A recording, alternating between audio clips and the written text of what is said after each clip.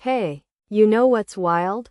A Harvard study found that one tiny grammar mistake in a job interview can cost you the position.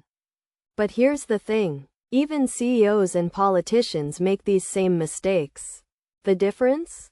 They know how to fix them fast in the next 5 minutes. We're going to show you 4 grammar traps that sound so natural. Your brain doesn't even notice you're saying them wrong. Ready? Let's go. Okay. Imagine you're at a networking event in the city. Someone asks, "How's your day?" You say, "I'm boring." Wait, do you sound boring? Or are you boring? See the difference? This one mistake flips the entire meaning. The issue? Your brain is translating directly from your native language. In many languages, you say, "I am boring." But English separates the person from the feeling. You're bored, not boring. The person or thing is boring. So the rule is simple. You experience the emotion. The thing causes it. Wrong. I'm boring. I'm interested in nothing. I'm confused about this. Right. I'm bored. I'm interested in many things. I'm confused by this task.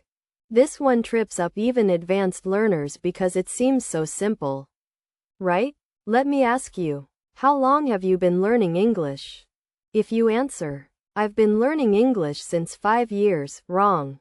But if you say, "I've been learning English for 5 years," correct. Here's why people mess this up. Since marks a point in time when something started.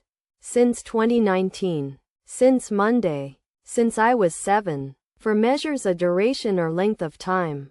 For 5 years. For 3 hours. For my whole life. The trick? If you can say "the last" before it, use "for." For the last 5 years I've been studying. Don't say "since the last 5 years."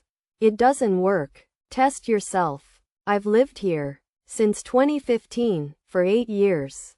Both work, but they mean different things.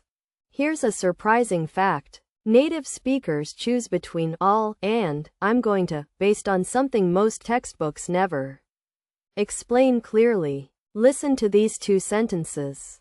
Sentence 1. You're walking down the street. You trip. Someone asks if you're okay. You say, "I'm fine. I'll help you clean this up." That's spontaneous. You decided right now. Sentence 2. You already planned this. You tell your friend, "I'm going to volunteer at the food bank next Saturday." See? You already decided. "All" is for instant decisions. "I'm going to" is for plans you already made. But here's the trap. English speakers also use "I'm going to" talk about things that are obviously about to happen.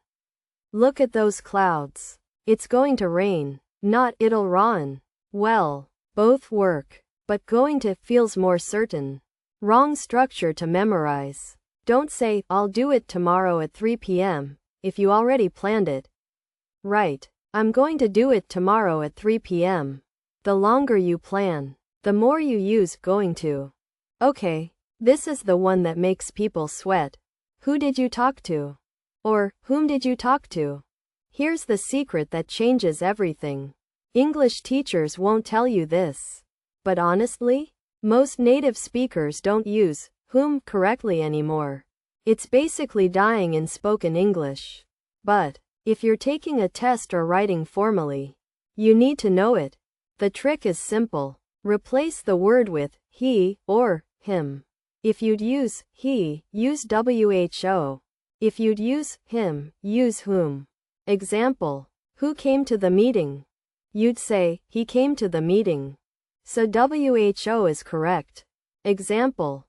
Whom did you call? You'd say, "I called him." So "whom" is correct. Let's try a city example. Who is that person on the street? He is a street musician.